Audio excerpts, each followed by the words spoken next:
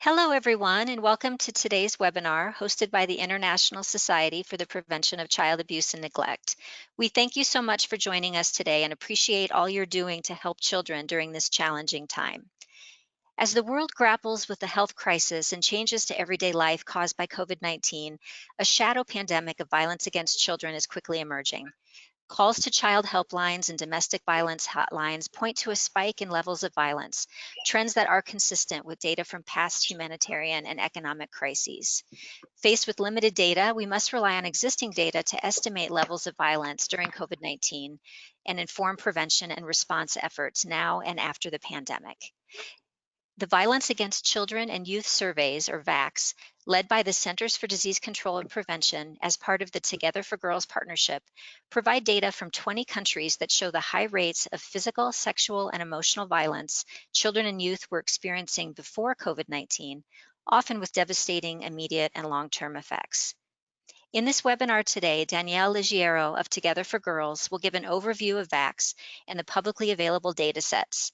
Greta Massetti of the CDC will discuss methodology and implementation and the data to action process. And Claire Bangarani of Africhild Center will describe the VACS process and outcomes in Uganda and the resulting government policies and actions. Right now, I have the audience on mute to avoid background noise. We welcome you to enter your questions and comments in the questions box throughout the presentation.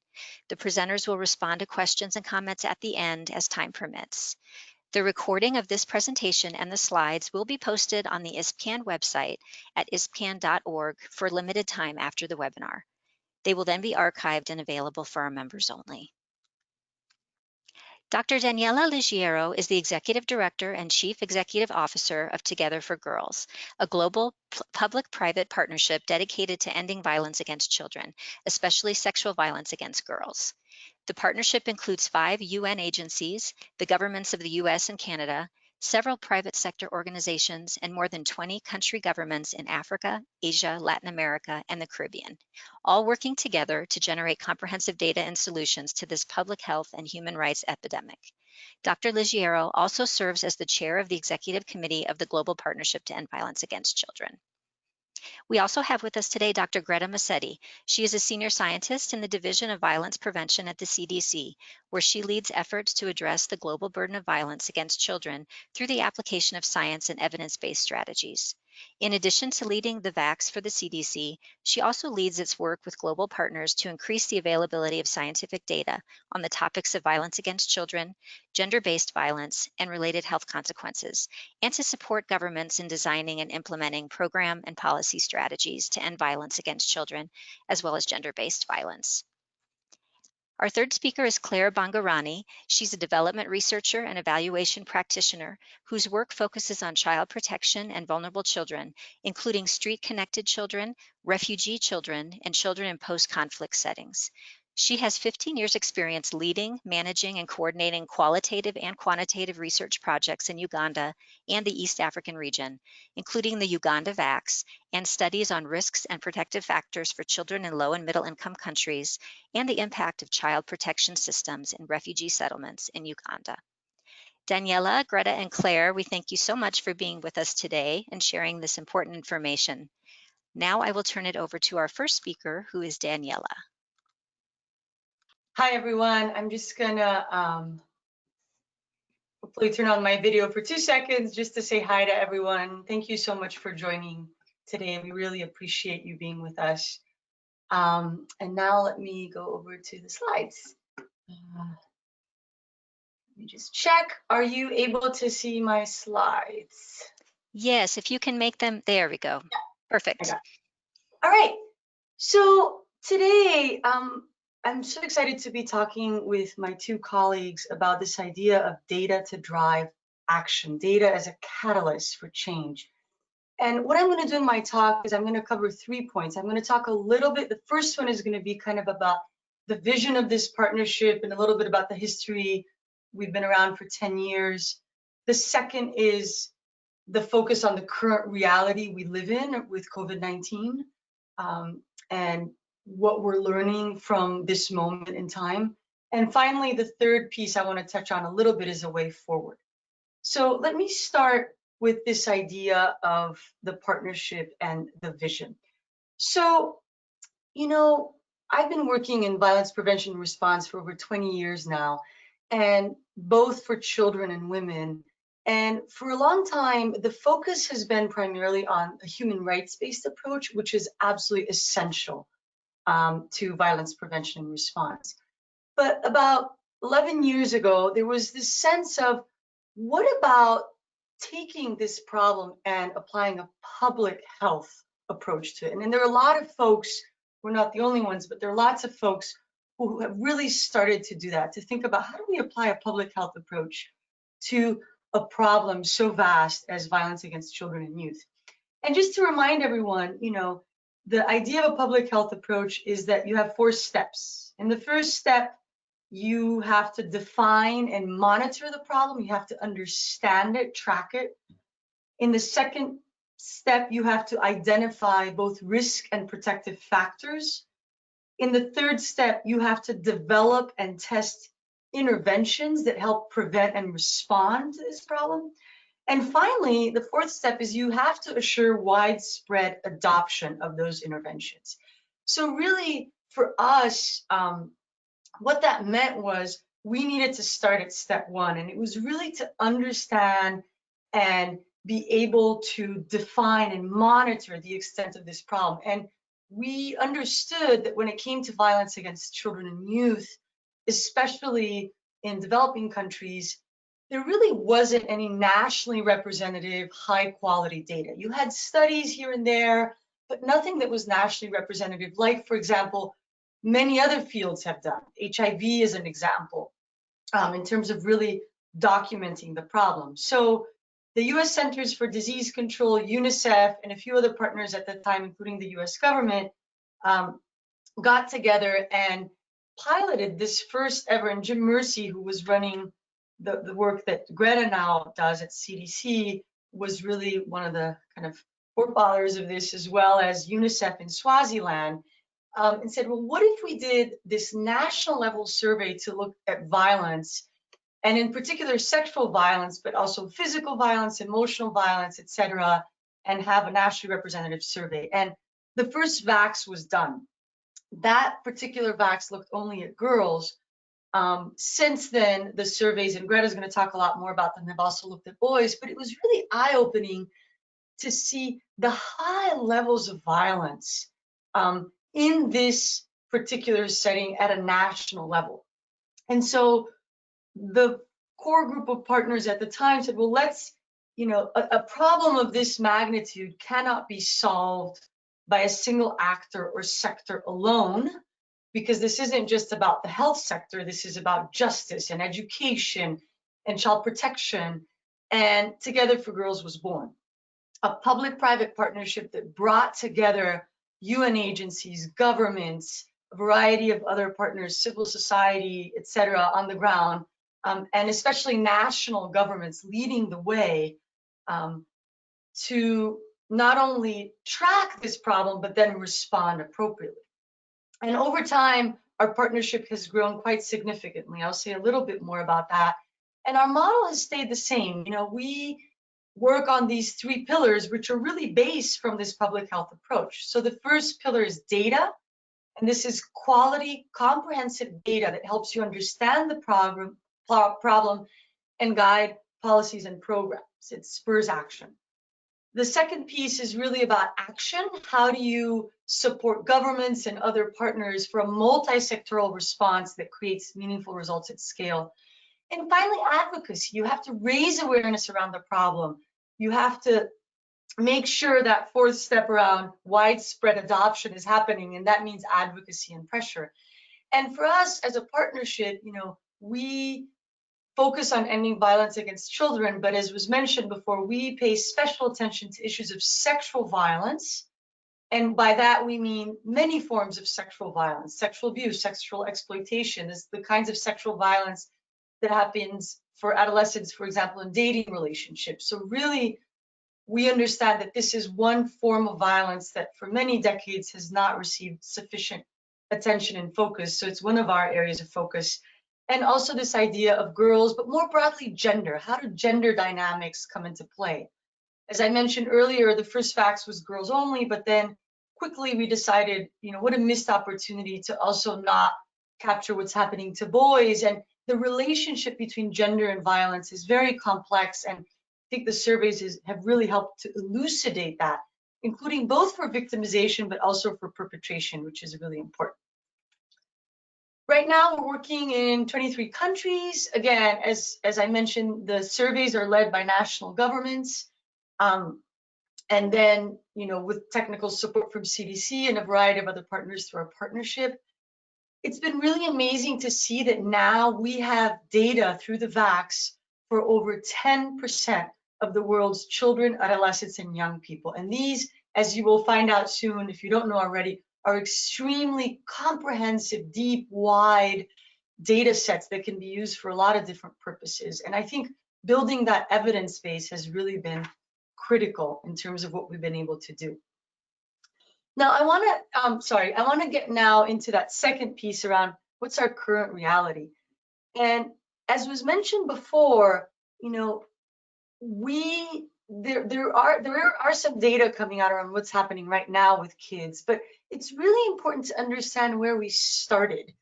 And one of the great things about the VACS is that it gives you these baselines really at a national level in terms of the kinds of violence that both boys and girls have experienced or were experiencing. And so you can see here we have sexual violence on the left and physical violence on the right. And you can get a sense in terms of both boys and girls where we were pre-COVID. And a couple of things first, that there's some variation between countries, there's variation between boys and girls.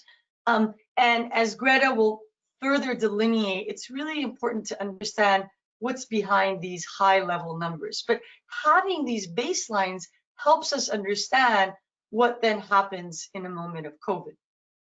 We're also able to track emotional violence and witnessing of violence, which is also important. And we know, I'll say more about this in a moment, about what it means to be at home. Many kids are not in school and are in their homes with limited access to the outside world. What does that mean about both experiencing violence, but also witnessing violence?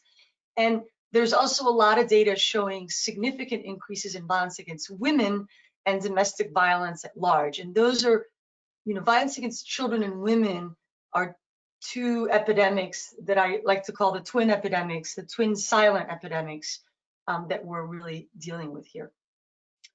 And in terms of this particular moment, what we understand, we have these baselines, but we understand that a lot of things are happening right now that are creating additional risk factors. And I just want to be clear, the kinds of measures that many governments are taking to protect their populations from COVID-19 are absolutely essential.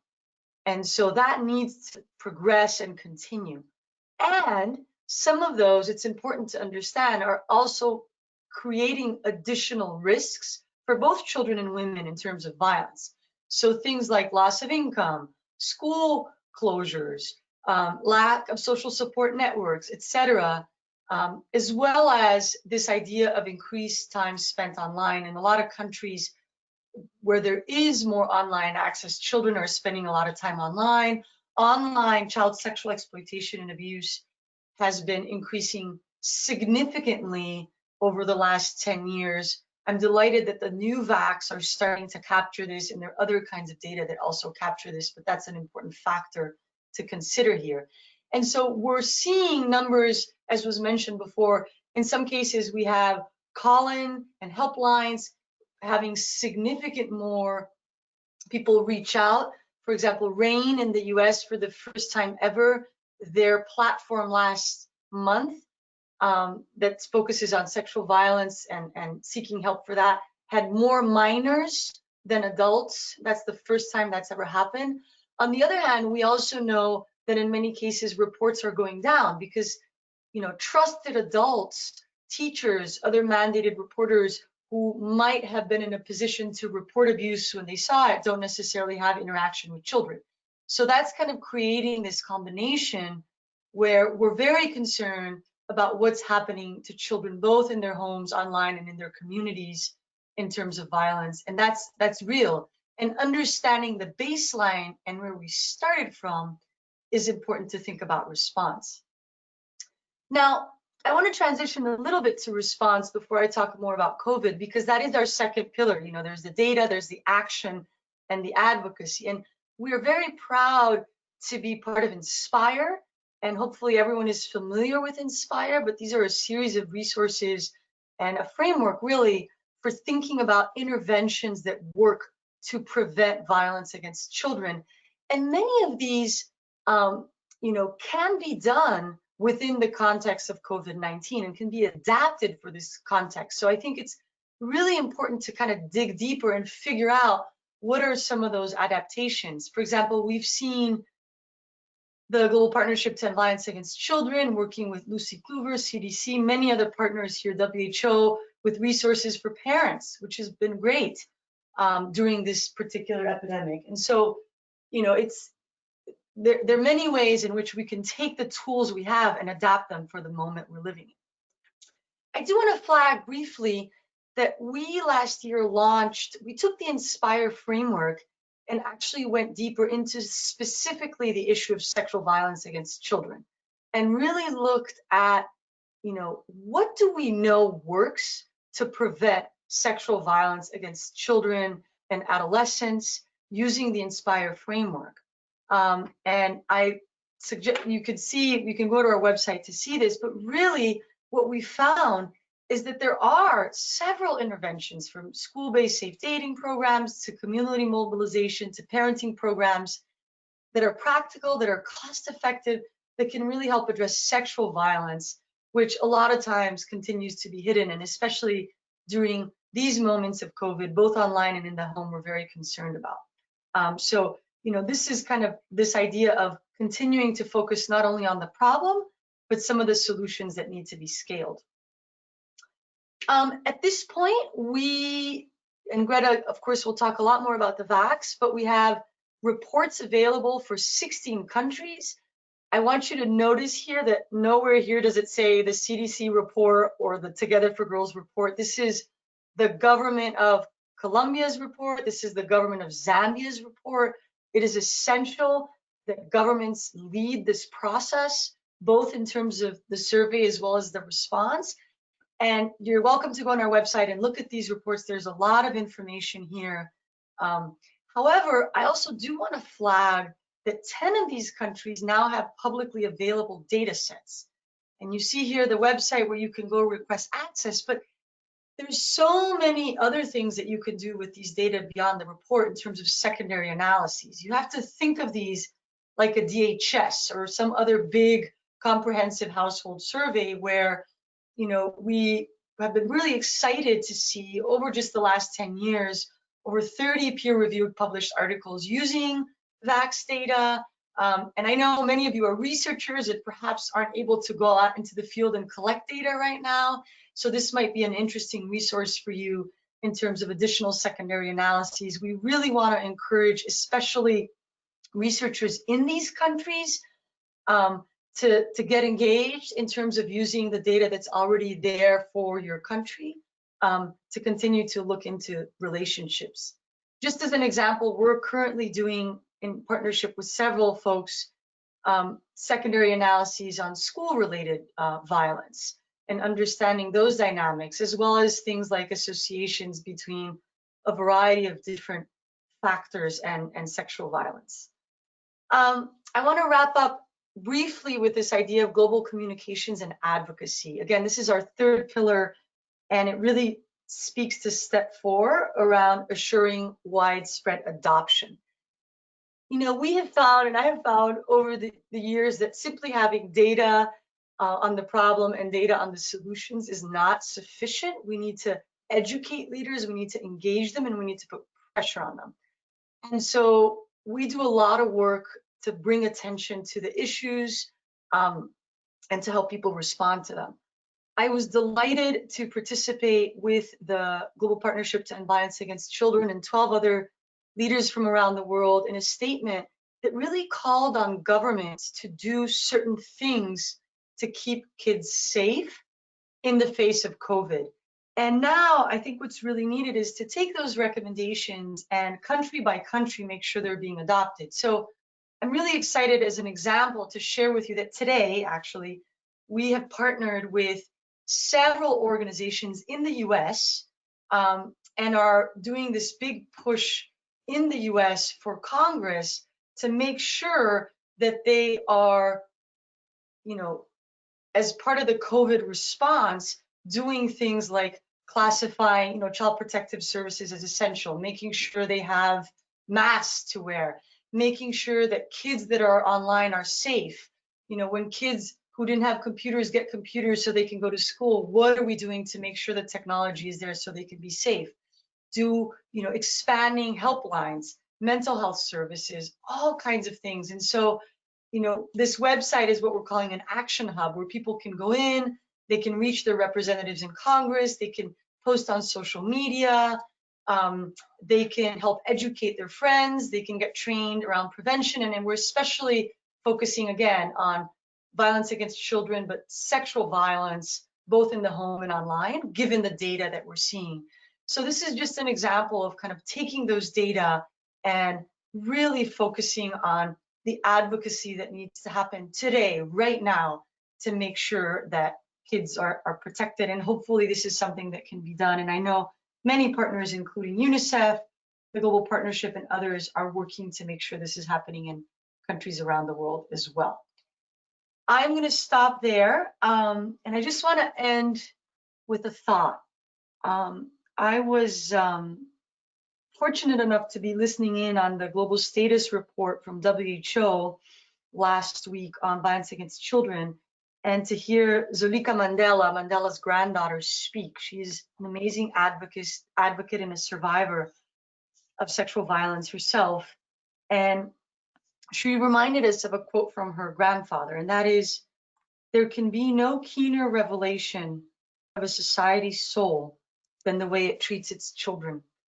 And I think right now, in the moment of dealing with this global pandemic and the calls for safety, everyone talks about be safe, stay safe, and really thinking as a global community about how we define safety, and to make sure that a life free from violence also means, you know, safety, and that safety means more than just the virus, but actually being free from violence. And so I think there's a real opportunity to help direct that conversation about safety and the broader understanding of safety, and how we as a global community make sure our kids are safe and protected. It's such an honor to be with you. Thank you so much. I'll pass it over to Greta now. Okay, thank you, Daniela. Thank you for those words and the great news on your new partnership. Okay, wait a moment while we get Greta's screen. And hello, everyone. Thank you for joining us. This is Greta Massetti. I'm working on getting the screen up. It looks like you all can see it. I am going to turn on my webcam just for a minute, just to say hello. Hopefully that's working. Hi, hello, good morning, good afternoon, good evening, everyone. I am really glad to be joining this, and I really want to express my gratitude to ISPCAN for working on this webinar with us, and for making this offering available. As Daniela noted, I think it was a great introductory overview of the opportunities we have right now to address this really important set of topics. So as Daniela and Heather mentioned, I work at CDC and I lead the Violence Against Children and Youth surveys globally.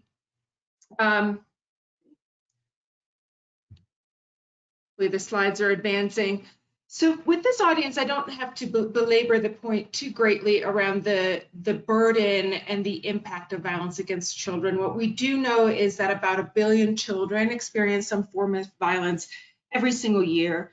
It is a significant global human rights and public health crisis that has effects not only immediately in the lives of children, but throughout the lifespan as well, and on communities and families. So Daniela also talked a lot about the value that data, comprehensive, clear data can bring to really changing the life course for young people. At CDC, we've been working since 2007 on the Violence Against Children surveys, and the goal really is to draft a data-driven approach for countries so that we can empower them to make change happen using the data so they can understand from young people, through the voices of young people, what is happening in their lives, what we can do to help strengthen the protections and also help them thrive. This is just a quick map of where we are right now in terms of surveys that have been completed or in progress.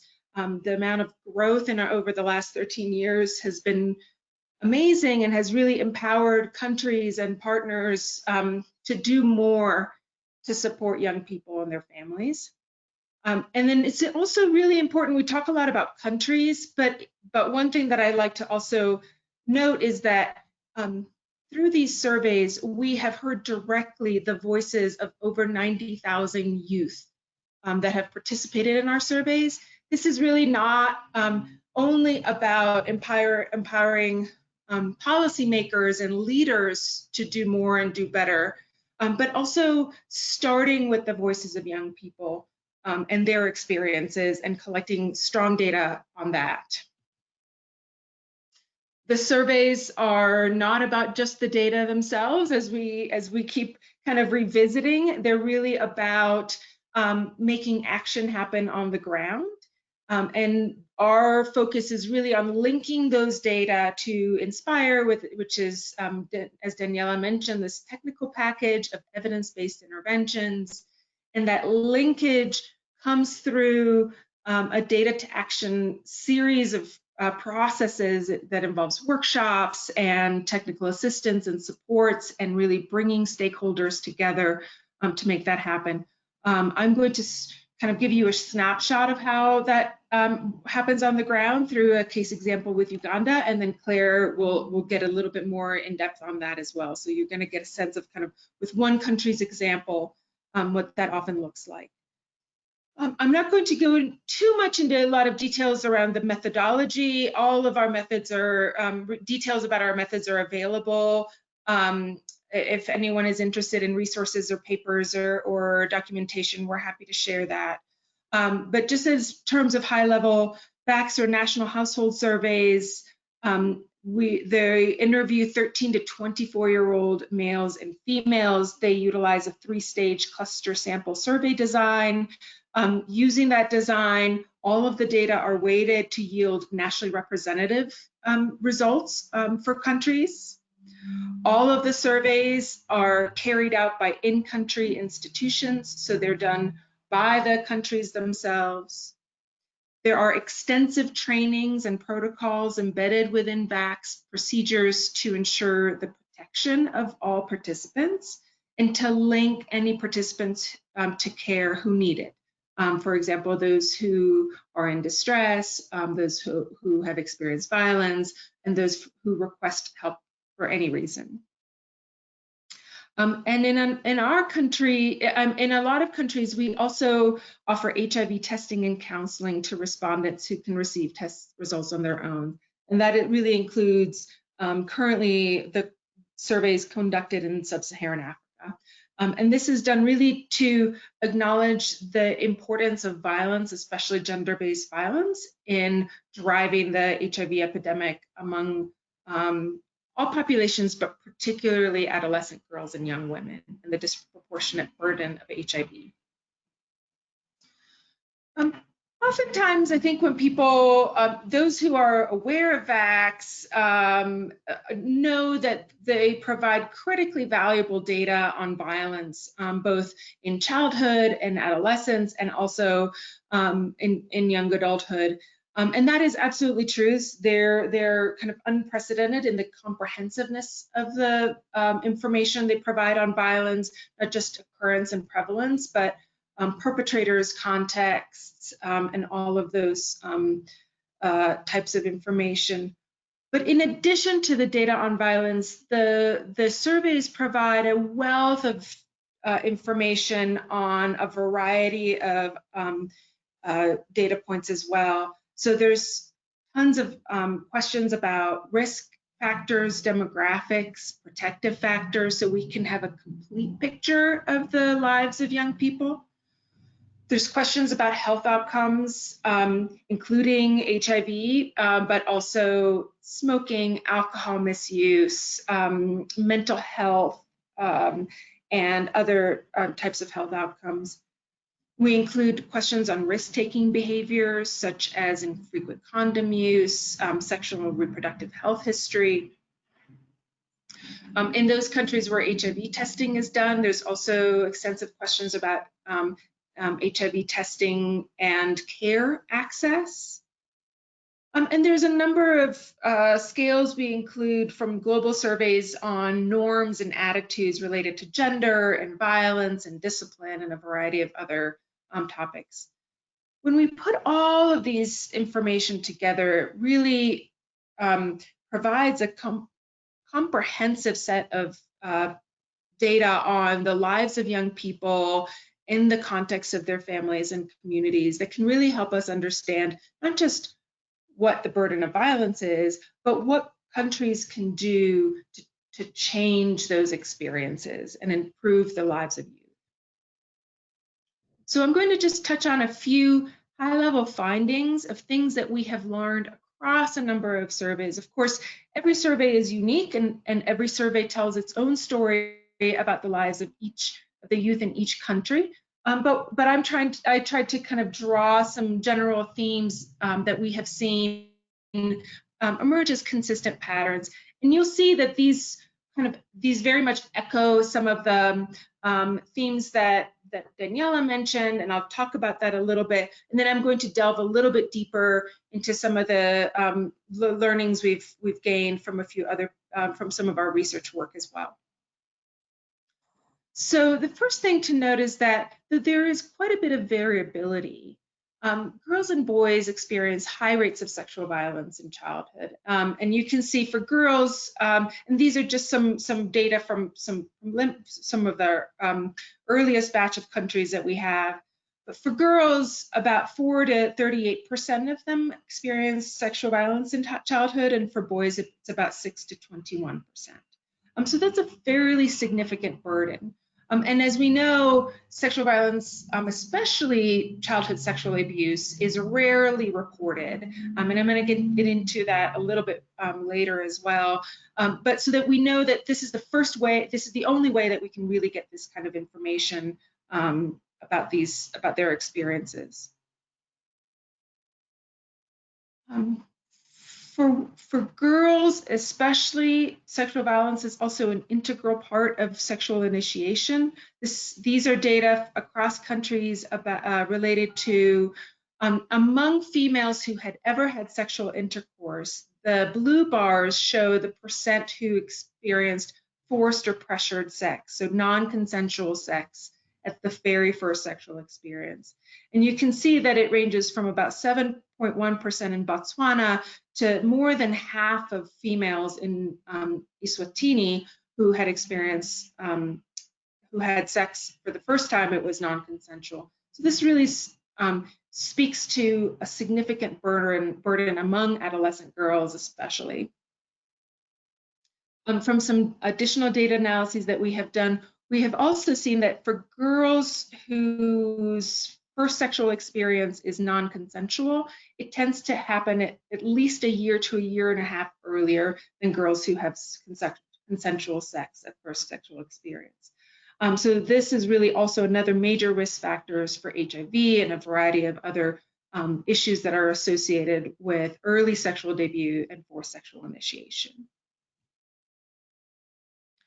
What we've also learned across countries is that the greatest risk periods for the onset of sexual violence are those early and late adolescent years, so from ages about 14 to 17. This graph shows among females who first had coerced or physically forced sex, the age when they had their very first experience. And you can see this the different colored bars are different countries, and you can see the bars for ages 14 to 15 and 16 to 17 are higher than 13 and under. We know that there's this particular window of vulnerability in this age group. The other thing we have learned across several countries is that partners are often the perpetrators of sexual violence before age 18, both before age 18 and in young adulthood. These bars show among females whose first sexual violence incidents was among those who experienced sexual violence before age 18, the proportion of perpetrators who are partners ranges from 24% in Cambodia to 78% in Zimbabwe. This really speaks to the need to really emphasize healthy relationships among young people, and to really pay attention to those early intimate relationships for girls. And this is just a little bit of data on a point that I mentioned earlier around access to services among young people. I'm showing Nigeria, data from Nigeria, although I could really show you data from any of the countries we've done, because this pattern bears out in every country that we have done a VACS in. Essentially, very few people who experience sexual violence ever tell anyone. So in Nigeria, for example, about 42% of female victims and 34% of male victims ever told anyone about their experience of sexual violence. And generally, when they do tell someone, we see that they tell somebody they're close to, a relative or a friend, usually someone very close to them. Even when they do tell someone, rarely do they actually go seek services. So again, in Nigeria, about 16% of females and 26% of males even knew of a place to go. In some countries, this number is a bit higher. People are better aware of services, but very few seek services. About 5% of female victims in Nigeria and 4% of male victims in Nigeria sought services. We see this percent range from about 5% to about 10%. So this kind of tells you when we rely on data points like the number of young people who seek services for sexual violence as an indicator of the prevalence of sexual violence in these countries, we are missing at least 90% of cases. So this is really the problem of the uncounted and the experiences of young people that often happen outside of the view of services.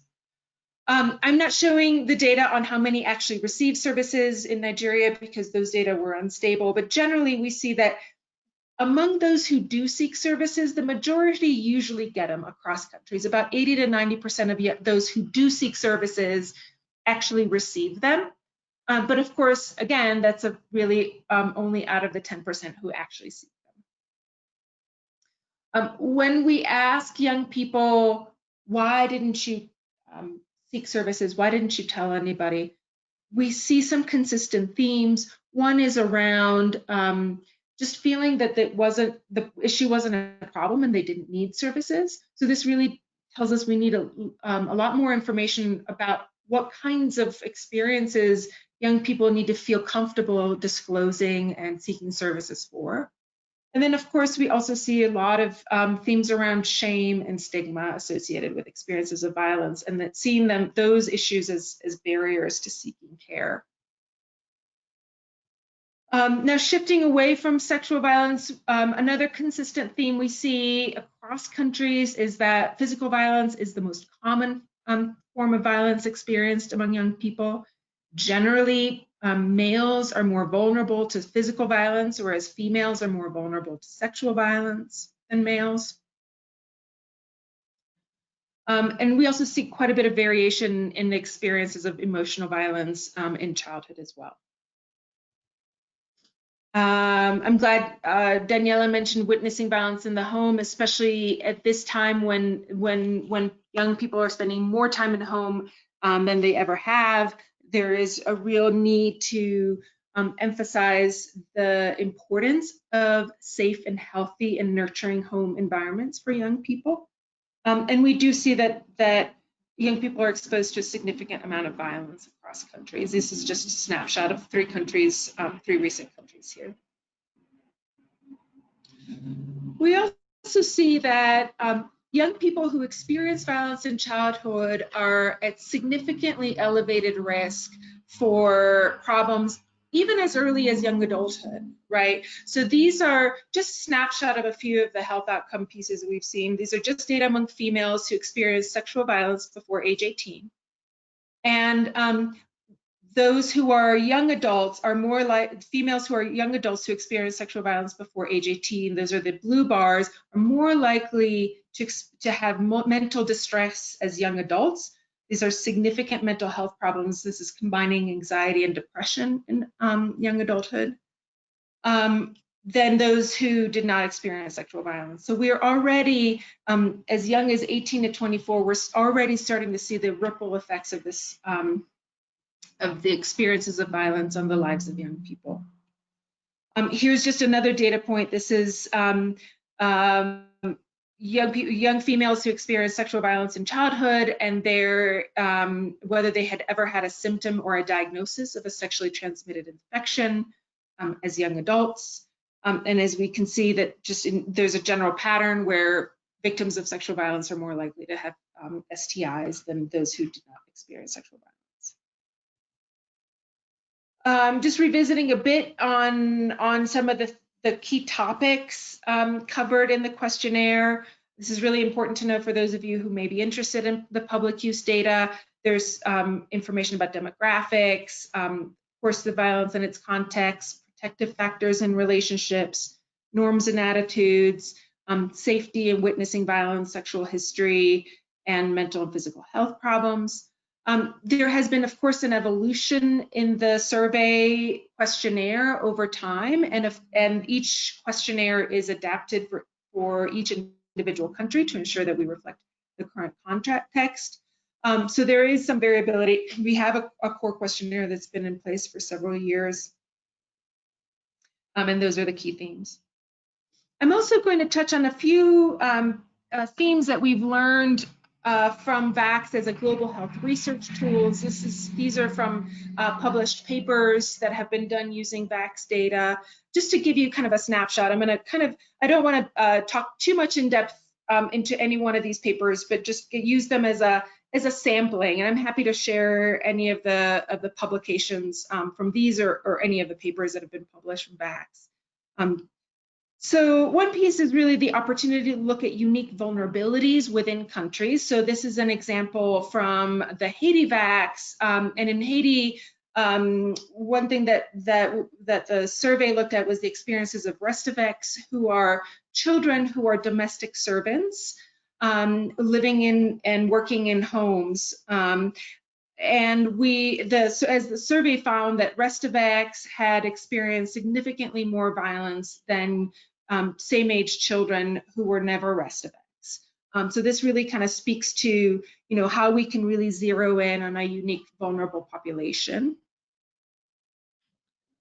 We also have the opportunity to look at the cycles of violence intergenerationally, how violence is perpetuated within families and within communities. So this is a paper from the Kenya VACS that looked at among young women who had experienced violence in childhood, what was their risk for experiencing intimate partner violence as young adults. And we saw that young women who experienced childhood sexual violence were more likely to be victims of intimate partner violence as young adults. Those who experience unwanted penetrative sex, either physically forced or coerced, pressured or coerced sex. Those who had experienced any childhood violence at all. And then those who experience more types of violence in childhood, either 2 types, for example, sexual and physical or sexual and emotional, or all 3 types were more likely than those who experience no violence to be victims of intimate partner violence. This really, again, this really speaks to how violence kind of continues throughout the lives of young people. Here's another example along the same theme, but this time looking at young men. These are from data in Malawi, and what the authors were really interested in was understanding, were young men who experienced violence, who were victims of violence in childhood, more likely to be perpetrators of violence in intimate relationships? And they found that those who experienced physical violence in childhood were more likely to perpetrate physical violence against a partner as young adults, and those who experienced sexual violence in childhood were more likely to perpetrate sexual violence against a partner as young adults. So again, if we don't pay attention to victims, especially male victims, we risk the opportunity to change the trajectories of young people, and then again in future generations as well. This is another theme, kind of really trying to unpack complex relationships among violence. This is a paper that looked at essentially, are young girls who experience some forms of violence, the less, relatively less severe forms of violence, unwanted touching or attempted sex, but not penetrative sex, are they, this paper found that those young girls who experienced that type of sexual violence were more likely to experience non-consensual penetrative sex down the road. And this paper also found that there was about a 2-year lag. This bottom red bubble shows you that there were 2.13 years between the time when they first experienced the very first form of unwanted touching or attempted sex, and when they experienced pressured or forced sex. So there's a window of opportunity there where we can protect them from future violence. We also found that about 55% of those girls who experienced that first experience of sexual violence ever told anyone. But in fact, very few of them actually sought services. And the reasons they didn't seek services or didn't tell anyone was generally that they were afraid of getting into trouble, they were embarrassed, and they didn't think it was a problem. So these are kind of our windows of opportunity to think about how do we stop these trajectories of violence and provide better supports for young people. I also wanted to touch on a couple of key findings around adverse childhood experiences. A lot of research in the field has really started to pay a lot of attention to ACE models and ACE concepts, and that really this approach that takes into account the additive burdens that traumatic experiences in childhood can have. There's some unique opportunities for ACEs, for using VACS data to do ACE work. One is that they are collected directly from youth. We know that parents are not always the most accurate reporters of certain experiences of violence. We can look at outcomes or precursors of chronic disease that are often studied. They're nationally representative data, not convenience samples. There's a tremendous value in doing work with low and middle income country data because so much of the ACEs work has really been done using samples from the US or the UK. And then we can also explore other ACEs. This is Mans. So I'm just going to give you a snapshot of a couple of the ACE models that have already been published. So this one is a paper looking at infrequent condom use in multiple sex partners, and what they found was that among young people in Malawi, that 3 or more ACEs were associated with infrequent condom use compared to no ACEs. And then these are data across different countries looking at perpetration, similar to the earlier paper that I mentioned around young men and physical and partner violence against or intimate partner violence. This paper showed that across countries, higher ACE scores were associated with greater risk for perpetrating violence for both males and females. These are just a snapshot. There's a few others. I'm happy to share those. So I might just give you a quick kind of run through of kind of the data to action inspire process. I think Daniela touched on the Inspire handbook, the indicator guidance. They're just all the VACS data kind of are infused and inform this whole process.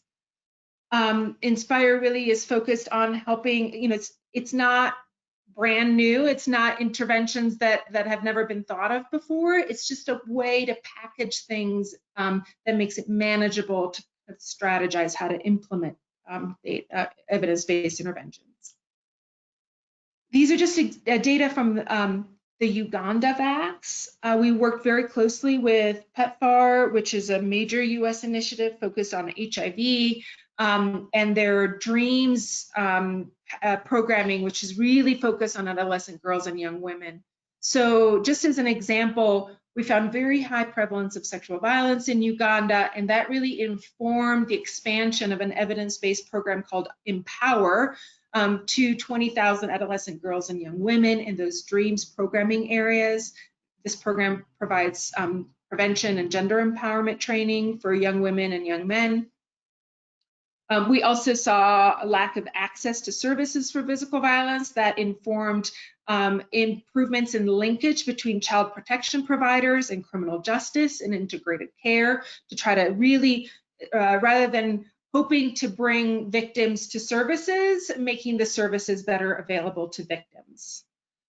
We also, through the Uganda VACS data, we found a very high endorsement of norms supportive of domestic violence that really suggested the importance of a community mobilization program called SASA, which originated in Uganda, that was then expanded through DREAMS to really address this issue of norms. And this lack of access to services for sexual violence really informed this national rollout of Every Hour Matters. In Uganda, we are also really fortunate to have regional estimates, so data from 3 different regions that were really that have high burden of HIV. And we found that there were unique patterns. So for example, in this mid-northern region, this red region, you can see they had higher prevalence of intimate partner violence compared to other regions. So that really informed the need to expand programs, norms change interventions to address those types of norms.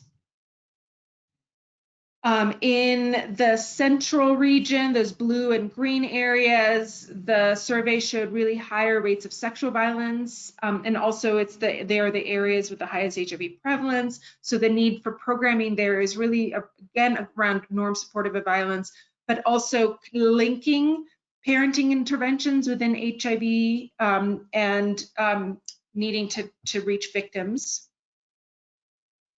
I'm going to give you a quick snapshot of a pilot of Inspire that we did there. We really focused within that central region on 2 types of interventions. One is on trauma-focused CBT, which is about reaching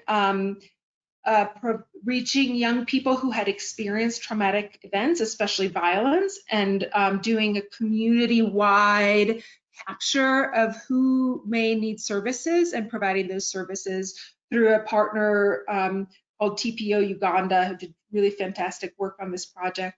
And then the other intervention was focused on coaching boys into men, which is an evidence-based intervention that was provided through sports clubs where the coaches mentor the young boys. These are just a snapshot of data. I don't have a lot of time to get into it, but just shows that the coaching boys into men intervention had significant effects in improving young boys' acceptance of non-violent ways to interact with young women. The program evaluation results are available now, and they really show some pretty significant effects. So I'm going to stop here and turn it over to Claire, who will talk a lot more about what Uganda has done to really kind of expand on the data. I thank you all for your attention. I'm happy to answer any questions at the question and answer period. Okay, thank you so much. Greta, hold on one moment while we switch the slides over. Okay, can you all see my screen?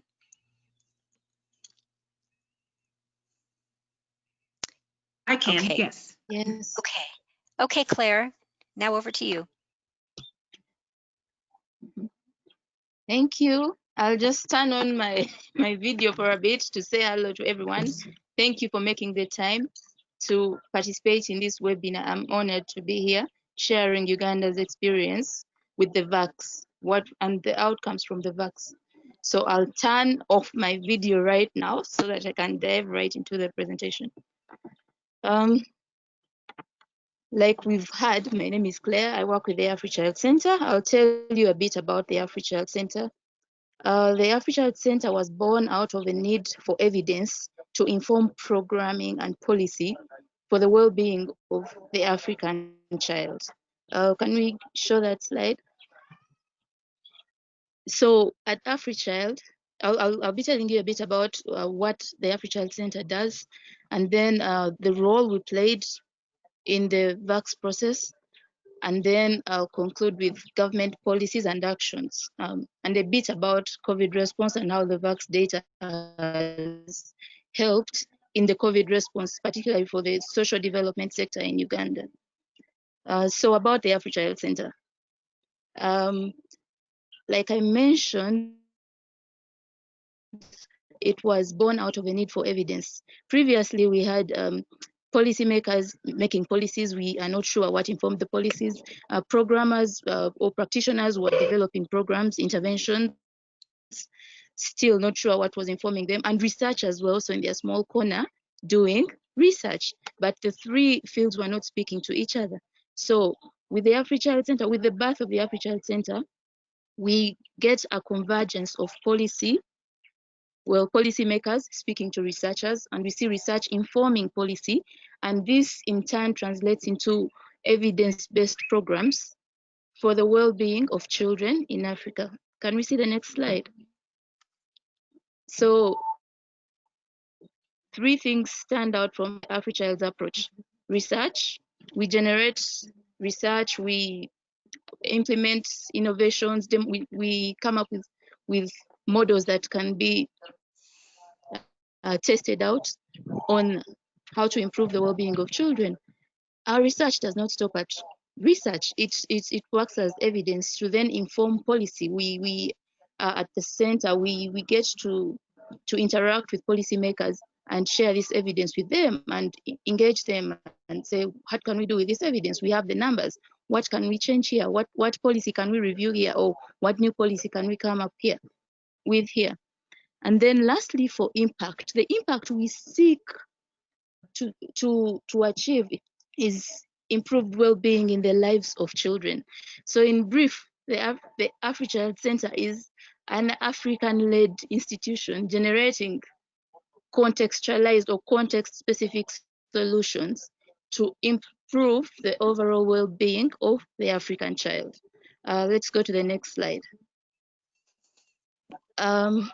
So I'm meant to talk about the role of Africhild and civil society. We have a number of civil society. We cannot describe in detail all the civil society actors that we have, but for this particular presentation, we worked with international NGOs, local NGOs, faith-based NGOs, and community-based NGOs to be part of this process of generating data.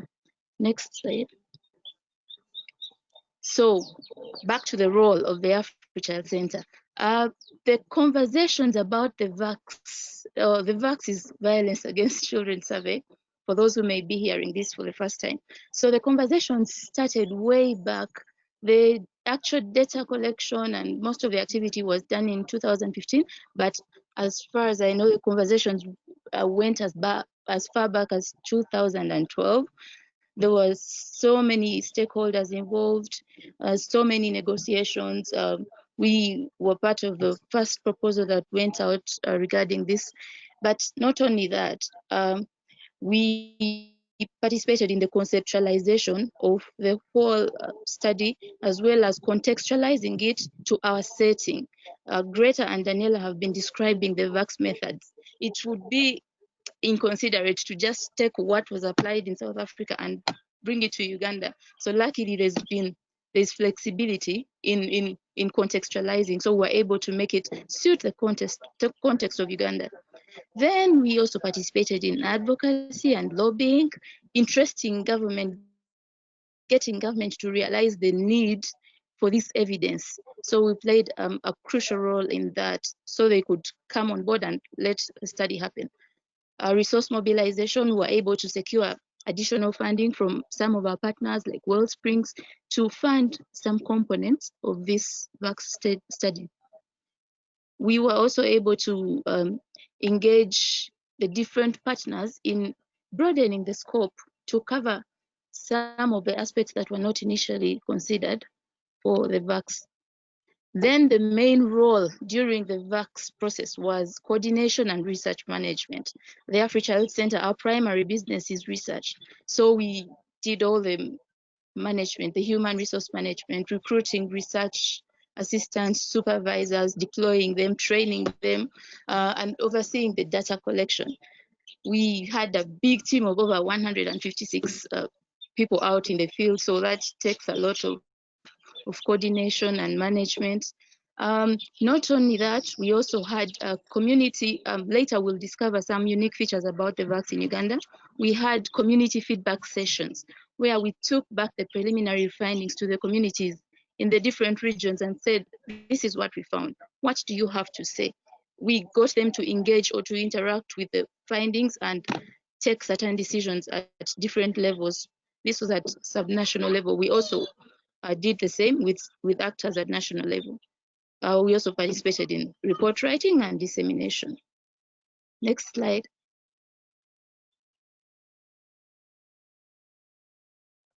So I mentioned we're going to see some unique features of the VACS in Uganda. I don't know why this slide is not showing properly. So one of the unique features is disaggregation of data by region. So this is just an example. We have data on physical violence, sexual violence, and emotional violence, but I picked this one as an example to show the differences in regions. You can see, for example, how females experienced more violence than males, both in rural areas and in urban areas. Then when it comes to the regions, we see that Central region has quite a high rate of high prevalence of violence, and then Eastern region had the highest rate of violence. So the importance of this kind of disaggregation is we're able to then take these findings and use them to design interventions that are context specific, that are appropriate to that region. Those who are familiar with the Uganda setup know that Uganda is quite heterogeneous. We have, for example, over 50 tribes. We have, so the regions are very different in culture, in beliefs, in so many ways. So taking one approach and making it apply to the whole country is futile. So the importance of this data like this is to enable us to implement programs that apply to, that are relevant to the context. So this was one of the unique features. The next one, we were able to do, Heather, can I see? Thank you. We were able to do qualitative pieces to sort of answer the questions that were being raised around the VACS. So the VACS is a survey. So we were able to take some of the contexts where the VACS did not cover, for example, children on the streets and children in residential care institutions, and then conduct an in-depth study on the risk and protective factors. So the importance of this is that it tells us, so when we see the national picture, we're able to answer some of the questions and say, yes, fine, the VACS did not go to residential care institutions or the streets, but we have this complementary data that says, we also found violence to be very high on the streets and higher in girls than in boys. We also found it to be very extremely high in residential care institutions, which is ironic because this is where children seek or where they should be protected ideally, but we also found very high levels. We also did a piece on households, that a qualitative piece exploring risk and protective factors. This focused on parenting practices. We spoke to caregivers and children. We asked them what they thought a good caregiver was, basically trying to understand the drivers violence within the household. And so those findings help to tell the story behind some of the numbers that we've seen, some of the numbers that Greta and Daniela have been talking about. But for purposes of this presentation, I'll stick to the VACS. Let's go to the next slide.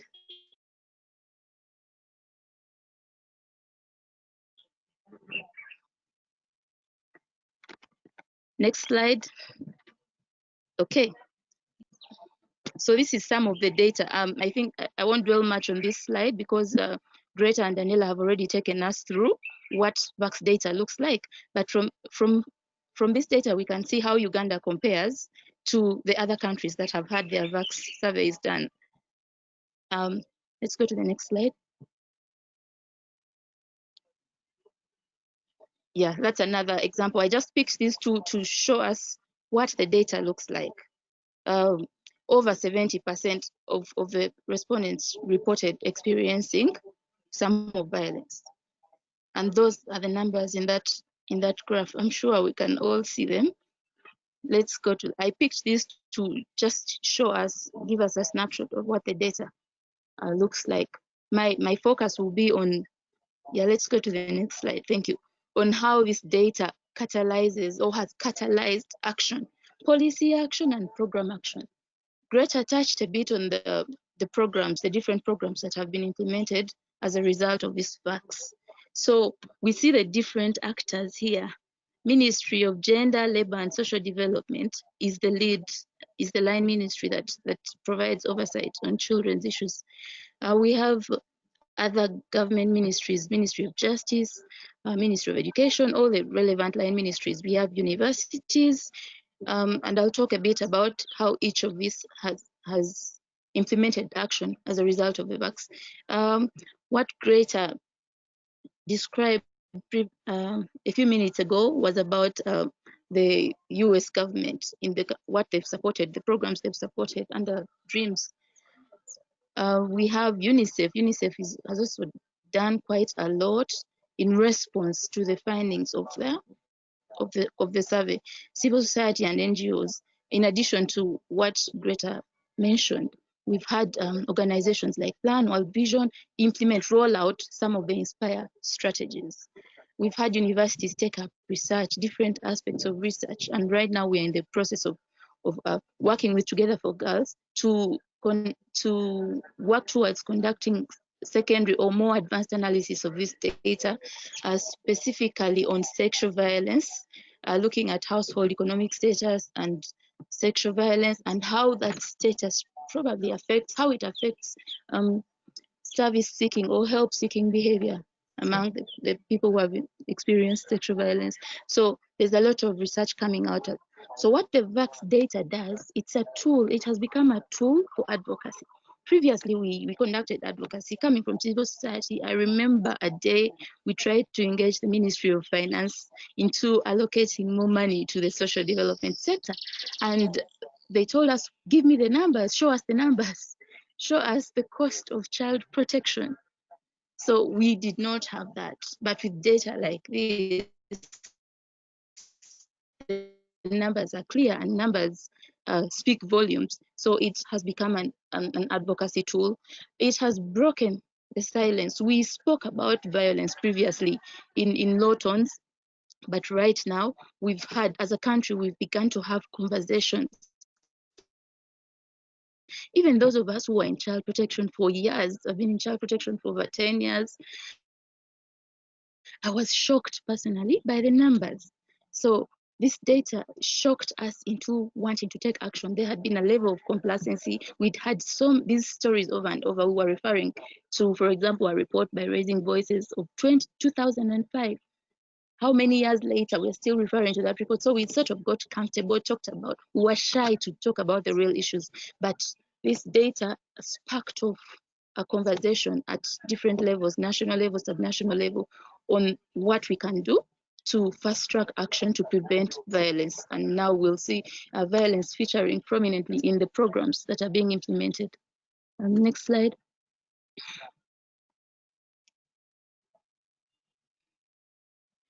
Yeah, so some of the outcomes, just this week, I think 2 days ago, we registered a major win as a sector. The National Child Policy was passed on the 23rd of June, just a few days ago. It was finally passed, and this is a product of the VACS. It's heavily informed by the VACS data. With it comes the National Plan of Action on Child Wellbeing. So these are key policy documents that will provide oversight on violence prevention, on interventions that will put in practice the commitments of the country. So this is a major win, and this is a direct output, a direct outcome of the VACS. We've had several other interventions. For example, in 2018, we had a follow-up survey mapping interventions on prevention and response, so that targeted planning, and we know who is where, who's doing what is the cost of doing this, what is the unit cost of preventing violence, say, of a child in school, so that this informs both government and non-government actors' interventions. So there's a lot more that has been achieved. I will dwell on just a few. Let's go to the next slide.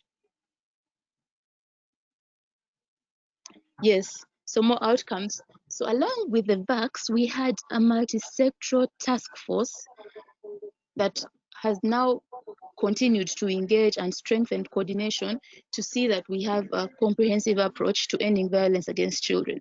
And one of the key features of the policy I spoke about, the one that was passed just this Monday, is a comprehensive. For long we've read, we've done research, we've found out that we had fragmented pieces of policy, services being delivered in a fragmented kind of way. For example, in Uganda, you will have the Ministry of Gender, Labour and Social Development as the lead ministry on children's issues. Then they are in charge of some components of justice. For example, they are in charge of all the remand homes, but yet justice for children issues are under the Ministry of Justice. And then the Ministry of Education is also operating on its own. So you'll find sometimes the Ministry of Education is implementing violence against children in school. The Ministry of Gender is doing work on violence, prevention of violence against children. So there was lack of that coordination. But with this approach, we see a more concerted effort. We see actors coming together. We see a realization or a shift in thinking to the holistic needs of a child. The data tells us so many things. For example, I think Daniela touched a bit on this. When we look at the data on sexual violence from the VACS, we see that say 53% of the girls, overall 53% of the girls did not get support. We see that about 10% knew where to get support, and only 8% got the support they needed. So the numbers of people that were accessing these services are very, very low compared to the numbers of children experiencing this violence. So this alone tells us so much in terms of programming, in terms of interventions to design. So we also had cases of where, for example, girls reported being abused at home and by people known to them, while boys, especially for physical violence, boys experienced violence outside the home. So this sort of points you towards what interventions to put in place in order to prevent violence. We're not going to apply the same approach for all categories of children when we have data like this, but it also shows, for example, there was a component of violence occurring to children in school. So it shows you that, okay, this is not, it's a multifaceted issue. It has so many dimensions. So it has education involved, it has social development involved, social protection, it has justice involved because there is reporting the cases, there is getting justice, it has health involved because there were some mental health outcomes. So all these aspects being addressed together. This is why a multi-sectoral approach becomes key, becomes prominent.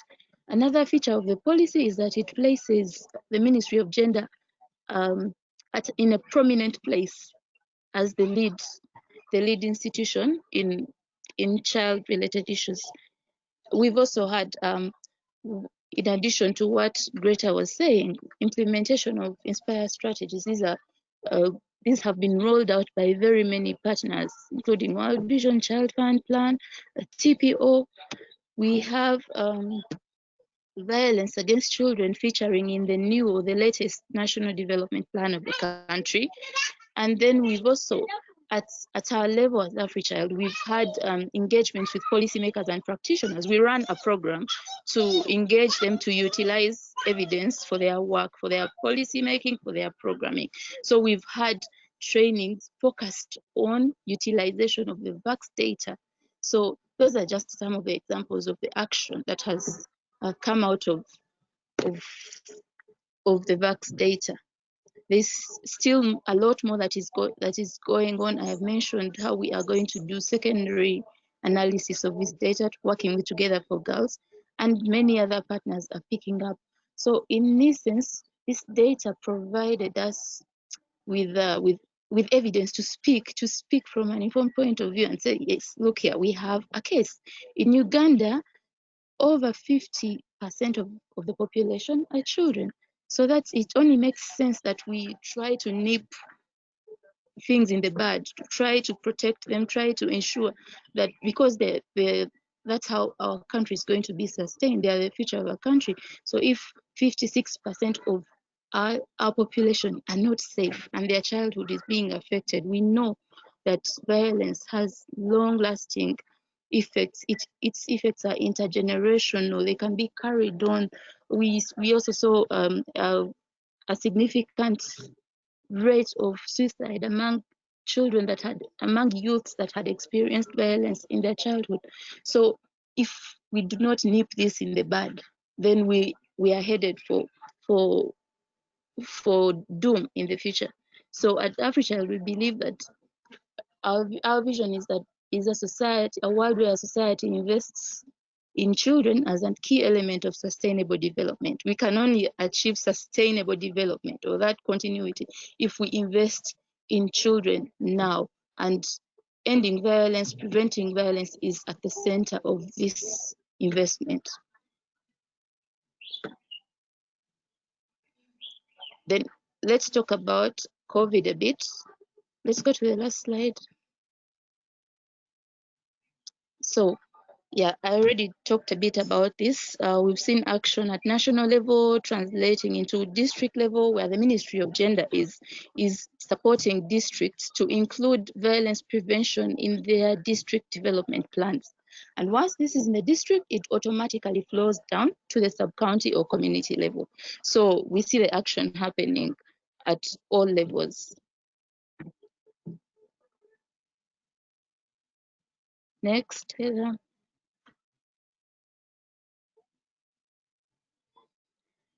Lastly, we cannot shy away from what we are going through right now, the new normal, which I call the abnormal new. It's not normal.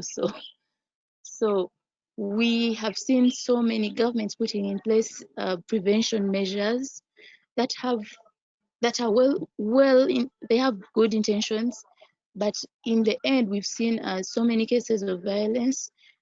We know that the VACS was done, but the data was collected about 4 years ago, 3-4 years ago, and the numbers were that high. What is happening now during a pandemic? We know that structures we know that education, for example, is a protective factor. Schools are a protective factor. Sometimes children are safe in school, but with the closure of schools, with increased mental stress amongst caregivers, we've had so many cases. So here is how the VACS comes in. It's informed a big part of the response to COVID by the social development sector, with the Ministry of Gender as the lead. Knowing these numbers helps them to plan, to sort of predict what could happen, how these numbers could increase because of the different factors around the prevention measures instituted. We also see that we have a national child helpline, 116 Sauti, where children call in and report, or members from the community call and report child abuse cases. But with the introduction of prevention measures, somehow social protection case workers were not considered essential workers. So the child helpline closed down for some weeks.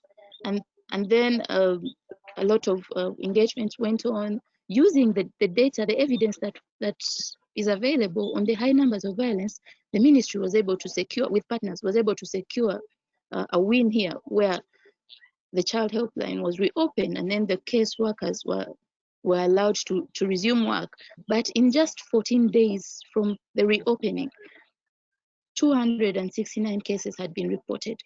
14 days, this was in April. We had shut down business in March, towards the mid-March, around the 20th. And just 14 days of opening, we see 269 cases. So that tells you that the pandemic itself poses a risk of higher levels of violence against children. We've also seen, and from previous speakers, that children are witnessing violence in the homes. In Uganda, we've seen reports of police saying they'd recorded over 3,000 cases of domestic violence just in 2 months. 2 months since the prevention measures took effect.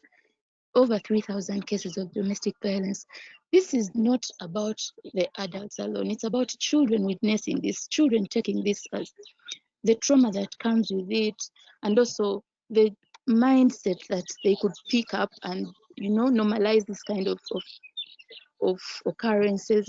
So we see that the need is really imminent, and we are lucky we had the numbers to be able to engage government and different departments on some of the things that need to be done.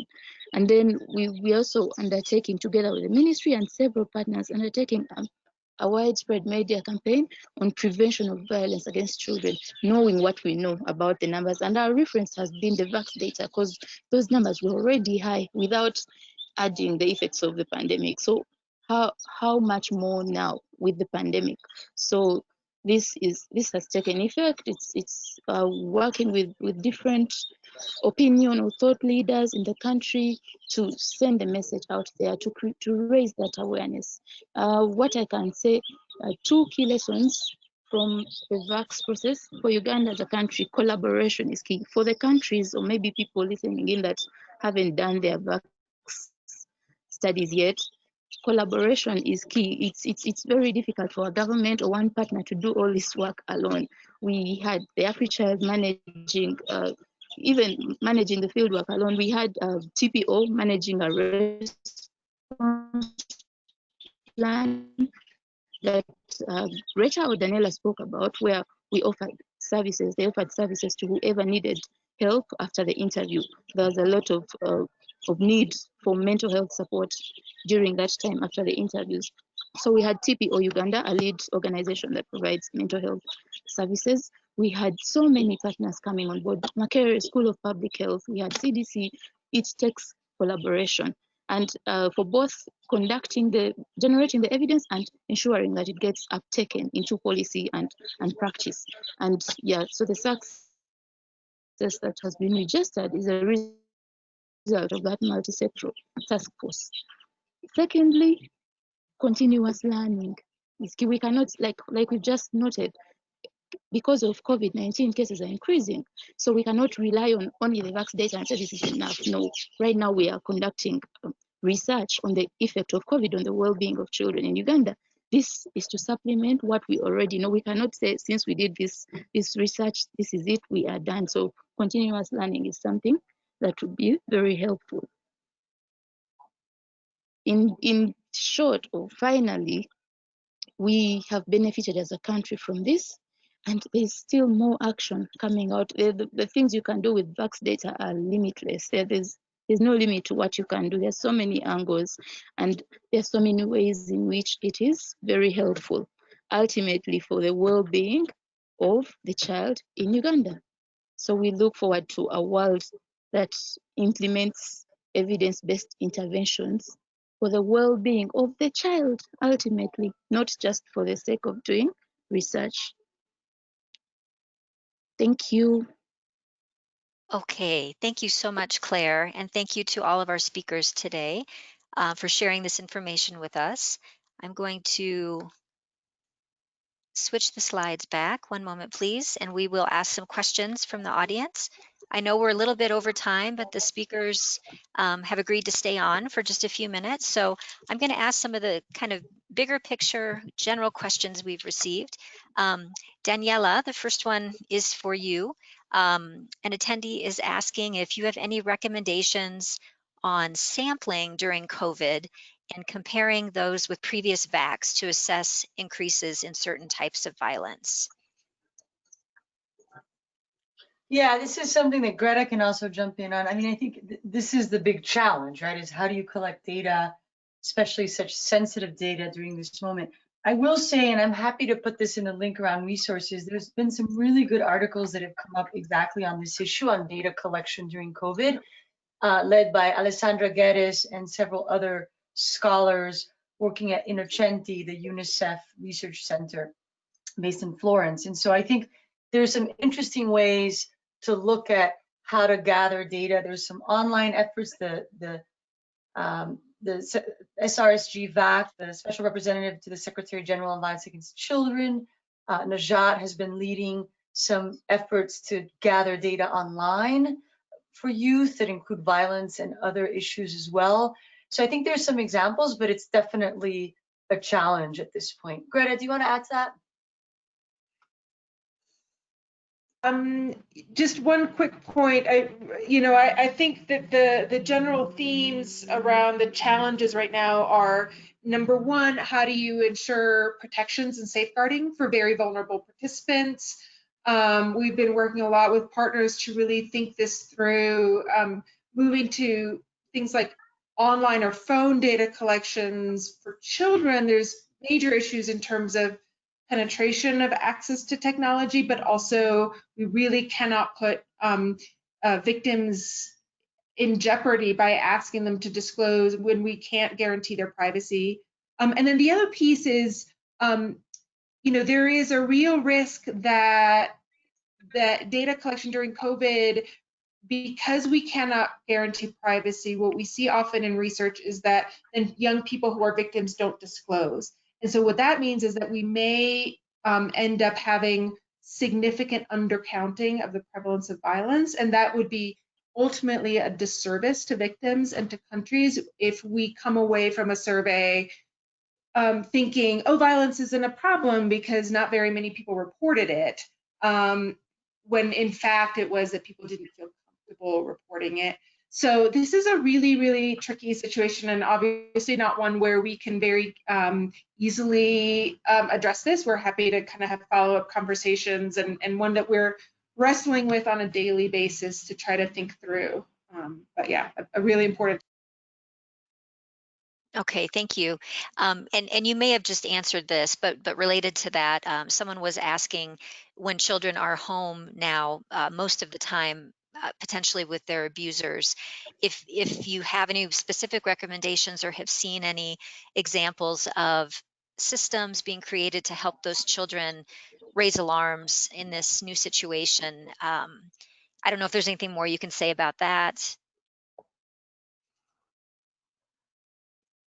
The only thing I would say is that I think there have been a number of examples across countries of different helplines being promoted or strategies where young people can reach out for, lines that have been used for example, for homework help, where young people are able to reach people who can connect them to care. I think that this is likely to be something that needs to be done at a local level, because the types of supports that may already be available are probably vary a lot from context to context. So, I think definitely there's some examples around the world of people being kind of creative in making services available and reaching young people. Okay, thank you.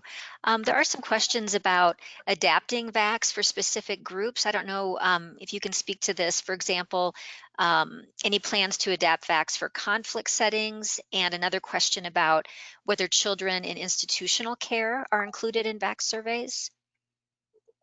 Yes. So Go ahead. Go ahead. I'll take the first one and you do the second one, Greta. So how's that? Yeah, on the humanitarian and conflict related question, we are really excited to be working closely with CDC and IRC with support from the government of Canada to do just that, to adapt the methodology and questions of the VACS for use in humanitarian settings, and that can mean a lot of things. So this is just the first step. I mean, in terms of adaptation, after that, so much of this is context specific, as was mentioned by Greta. And so, depending on the setting itself, you need to do further adaptation. But we're really excited that work is happening right now. And we are getting input from a group of experts from around the world and hope to have completed that process by the end of the year. Okay, great. And again, kind of big picture, are there any recommendations you have as far as key issues that people should be collecting data on, or any gaps in the research that you see that people can focus on if they are trying to do data collection?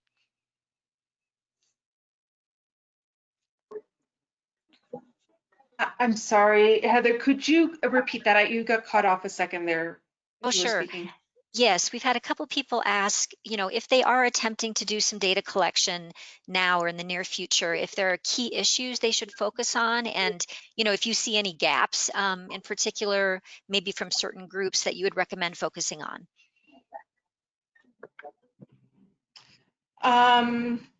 So in terms of new data collections, I think one of the key issues is really needing to begin to develop some frameworks for how we understand the experiences of the young people in the context of COVID-19, and that's kind of everything from is violence increasing in the home? Are they exposed to more violence? But also, I think kind of the secondary effects that could increase vulnerabilities for violence, even if the violence is not necessarily increasing now. But so, for example, are young people having their caretakers, are their caretakers more likely to be hospitalized or dying? Are we going to see increases in the proportion of orphans, or are they having to take care of family members? And because these all are vulnerabilities, financial impacts, food insecurities. So I think we need to have a bigger picture of the lives of youth. I think all of these themes are really important. Another is, who are the most vulnerable, either, in the context of COVID-19, but also more broadly.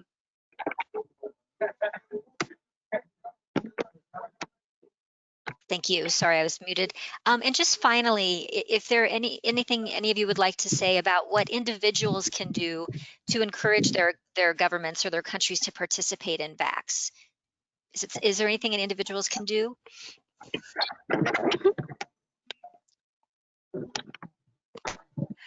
I would say, so Claire, I think at the beginning of her comment said something about how, data collection for VACS Uganda happened in 2015. And Claire mentioned in 2012 already there was a really building of energy and dialogue. It takes a very long time to get stakeholders, partners, really to build consensus and energy around the need for a survey and the value that the survey can bring. I think Claire's experience is really a perfect one about the time it takes. So I would say start to kind of, build a coalition of support around the need for data, around the value that this approach of data and data-driven approaches and evidence-based approaches can provide, and that what it can do for your country, your context. We're happy to think that through. I'm sure Claire can speak to her experience very eloquent. Okay. Thank you so much. So can I just jump in? Yes, go ahead, Claire. Just quickly, it really takes work from different stakeholders. It takes a while to get everyone around the same table speaking the same language. And for Uganda, what it took was even setting up the Africhild Center, because previously there was a program learning group with different actors, civil society, government, and academia, and they would just meet to do learning. So this is how the need was realized, and then they started engaging government. So it's an engagement that takes a while. It takes patience. It takes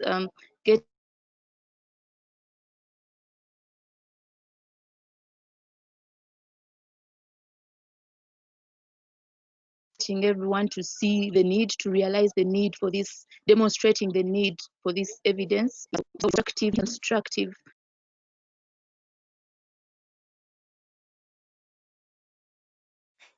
Claire, Thank you. thank you, Claire. We were having a little trouble with your audio, but thank you for that.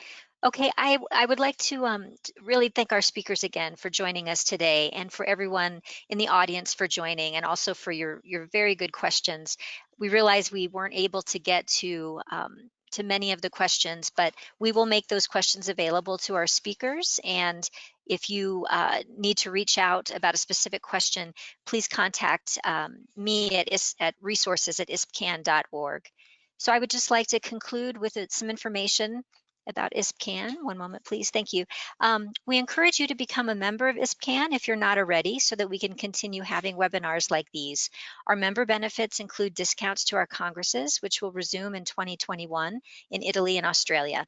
We offer several membership levels, including our new associate membership, which is just $35 per year. We also encourage you to check out our COVID-19 resources page, which includes a variety of resources for professionals, parents, and children. And you can find information there about our upcoming webinars, including a webinar on VACS that we are holding again on July 1st in Spanish. So please share that information with your networks as appropriate. And finally, to learn more about ISPCAN, please visit us at ispcan.org. And as I said, if you have any specific questions, you can reach me at resources@ispcan.org. And a reminder that a recording and the slides from today's webinar will be posted on our website shortly. So thank you all again for joining us today and staying with us. Stay safe and healthy, and have a great day or night wherever you are. Thank you again to our speakers. Bye-bye, everyone. Bye. Thanks so much. Thank you. Thank you.